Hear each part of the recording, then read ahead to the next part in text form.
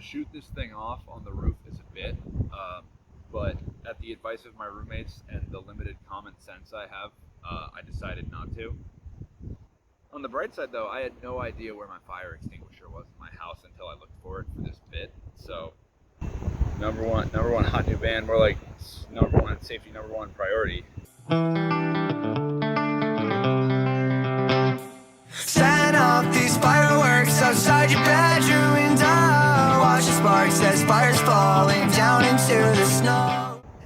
Buy a fire extinguisher before you need a fire extinguisher is the second of 3 songs off of HotMulligAnalysis' EP Fenton.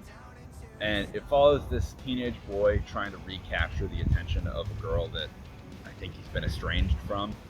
And I think it's very clearly like the next narrative step after 11 Second Burp, the first song. Well, 11 Second Burp was about these young kids kind of falling in love, being kept apart. Fire Extinguisher feels more like the aftermath of that dream of young love and true happiness not really panning out. And it opens with the boy throwing rocks at the window of the teenage girl like he's fucking Bridget Mendler. C-H-R-O-W-I-N-G, you're throwing rocks, that was you were throwing rocks. Bridget Mendler's music is the best shit to come out of Disney Channel, and I'll fight you on that. Set off these fireworks outside your bedroom window. Watch the sparks as fires falling down into the snow. Set off these fireworks outside your bedroom window. Watch the sparks as fires falling down into the snow. Musically, the intro to the song feels like the singer is kind of running from something, frantically stumbling from line to line. Like he doesn't want to face something, and so you can hear the quick breaths in between each line as he sonically fumbles over himself trying to get the next word out.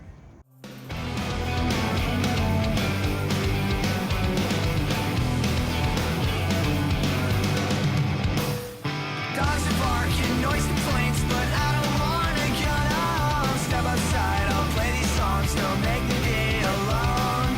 Singing just to please someone is all I've ever known. Sit for hours, no response, guess I'll go back home.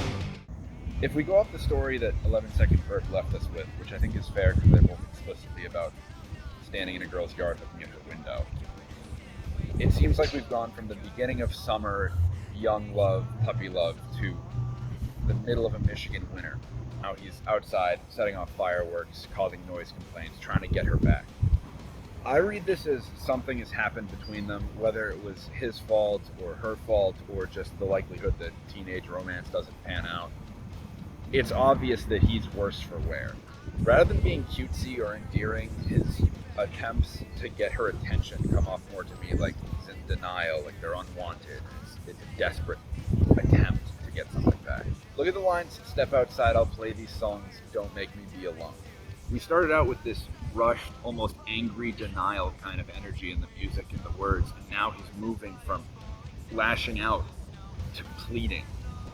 It's more than just being lovesick or heartbroken over your first breakup. It's about wanting to avoid that fear that he mentioned in 11 Second Burp, that fear of being alone and wanting to hold on to that dream of falling in love. He doesn't want to let go of the idea that everything will work out in time. So much of his emotional state in the previous song was fear that the girl didn't feel as strongly as he did, that she wasn't as scared to lose what they had as he was. Now, 6 months later, it seems like his worst fears come true. I think it's not a very controversial take to say that most people have this idealized dream of teenage love where you'll find someone and fall in love, be happy, you'll love them for who they are and they'll love you for who you are. I'm a sucker for a coming-of-age young love story. I mean, hell, that clip I just showed was from the movie Flip, which is one of my favorite suburban coming-of-age love stories ever. I mean, it's not a novel concept. 2 neighborhood kids grow up together, start to fall in love, and through all the doubts and awkwardness of high school, end up together in the end. It's been played out again and again, but it gets me every time. The slow but certain falling in love, the innocence and hopefulness in the face of doubts that come with growing up, is just impossible not to root for and relate to. I think the singer in this song is also a sucker for those kind of stories. But rather than acknowledge the fact that this relationship that he had idealized isn't going to come true, he pleads and he bargains, and he offers these songs to her. He gives them up like a transaction because he feels like that's the only value he can give. So after there's no response for hours, he finally leaves and walks back home, and the music turns into this kind of rhythmic, much slower pulsing that I've always kind of interpreted as his footsteps as he walks home alone in the cold. And on that lonely walk back, we hear his thoughts. And I had a little money in my pocket, spent it all on you. Yes, I had a little money in my pocket. Well, I guess that's really all I had. I interpret this section as him remembering, going to small town carnivals, going out to movies, to dates, whatever, spending money on this girl because, again, he's thinking of this like a transaction. Like he doesn't have the value to give, so he has to pay. In his mind, his worth to her and to other people is not inherent, it's something that has to be provided. And I think that's reinforced because at the end of this, you can listen to how the music builds and builds as he reaches the end of his walk home, and it crescendos into his conclusion.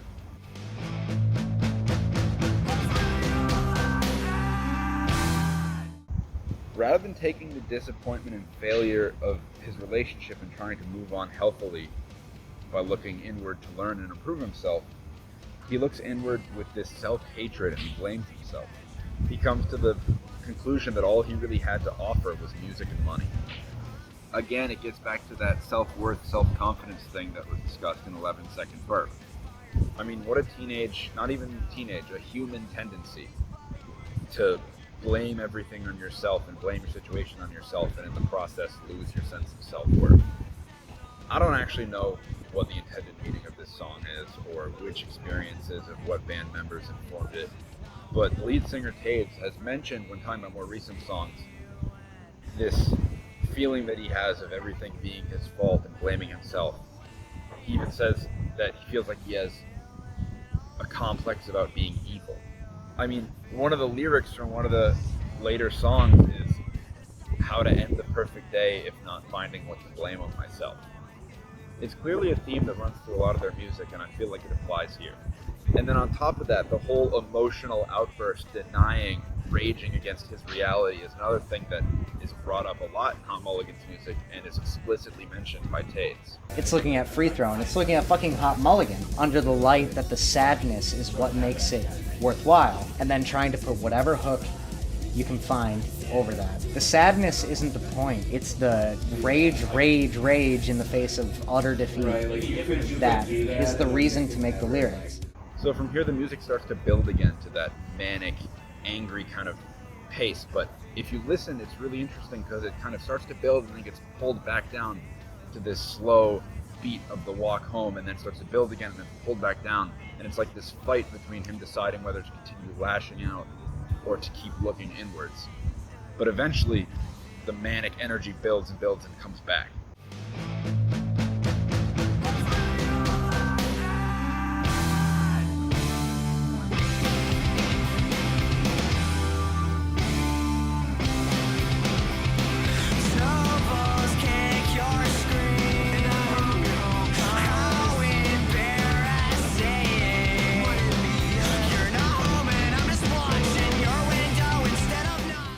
All of a sudden he's back at the girl's window, maybe the night after or something, throwing snowballs at the screen.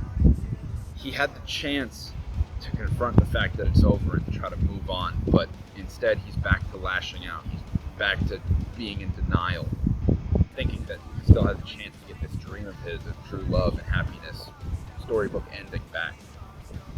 But then he slowly starts to realize that she might not even be home, and he desperately hopes that she is, because then there's no point to all of this. It's almost exactly the same fear that he had in 11 Second Verb. He has this idea that if he just pushes harder and gets her to come out and talk this one night, it'll all be better and his dream will come back. He feels like he's teetering on the edge of a cliff. But the truth is, he's already fallen off the cliff. If she comes out, he's been setting off fireworks, throwing snowballs, playing guitar. She's not going to come out to reconcile. She's going to come out to tell him off or to shut it down. He's already fallen off the cliff. And when you're in free fall, what option do you have but to close your eyes and pretend you're not? guitar in your backyard. Sit and wait till your alarm goes off, and it goes off. The alarm going offline has this huge musical build up to it and then crashes afterwards. And I think the reason for that is the alarm is kind of an audible, undeniable truth that his chance is over. He tried all night, but she didn't come out. And now it's morning. And he can keep sitting in this tantrum of denial, but the alarm tells him that his window of opportunity, even if it was a delusional window of opportunity, is irrevocably closed. She didn't come out. He is out there alone. Now what's he gonna do about it? I'm setting off these fireworks outside your bedroom window. Watch the sparks as fires falling down into the snow. I'm setting off these fireworks outside your bedroom window. Watch the sparks as fires falling down into. He knows it's over. The alarm's gone off, but he still rages against the inevitability. He keeps setting off fireworks. The firework line is repeated 4 times here without pause, and I think to really great effect. The frantic repetition also conveys this idea of like a mental whirlpool. The thoughts just spin and spin and spin, and the emotions build and build and build in on themselves. And the imagery of the firework in the snow is so beautiful. The passion and excitement of a firework going off just getting snuffed out as it lands in the snow. But he doesn't want to get snuffed out, so he sets off more and more and more. Repeat the line and repeat the line and repeat the line. Rage and rage and rage. And sink and sink and sink. What will it take for me to see you when you're thinking I'm a human? Away until you're feeling away until you're feeling away. And now I feel like we're at the collapse, where he's finally at a loss, and he has to acknowledge that it's gone. What can he do to recover it? What can he do to get this back? Can it even be gotten back after all of these outbursts that he's had? Whatever happened between the two, it's clear that he feels like he's responsible. He feels guilty. He's afraid that she doesn't see him as a human anymore. Whether the singer deserves it or not, we can't really know. We don't know what happened, and all this, again, is from his perspective, so it's not really a reliable narrator. But what we can tell, because it's from his perspective, is how he frames it. He sees it all as his fault. All the blame, all the issue, all the problems are on him. The song ends once again using that repetition to give the idea of a mental whirlpool, but now there's 2 voices singing, with Tades in the front singing this repetition of the what will it take, what do you need, this desperation sinking the kind of whirlpool down into giving up and self-hatred, while Chris comes in with the lines that we started the song with, the kind of whirlpool of a tornado of rising energy, of angry, of lashing out, of denying, refusing, setting off more and more fireworks.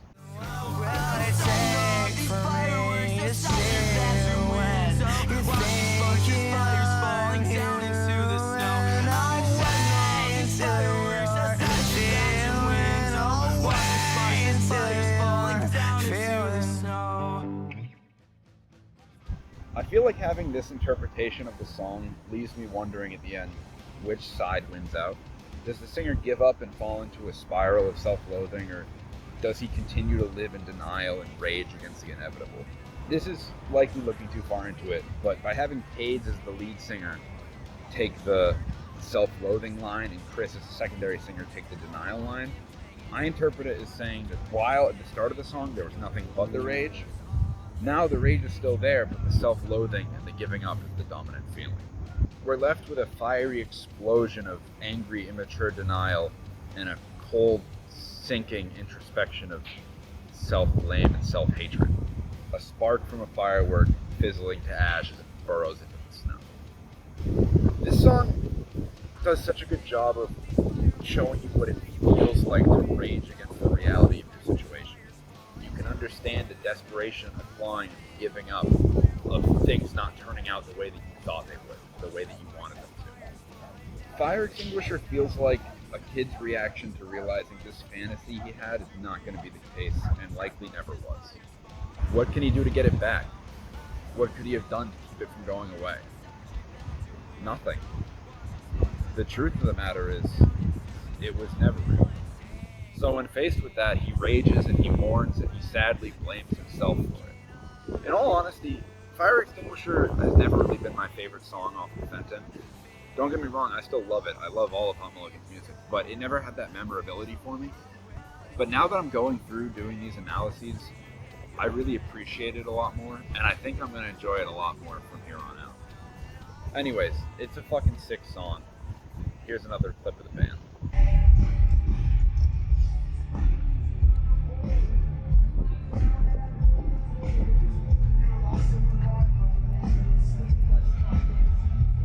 These suck shit.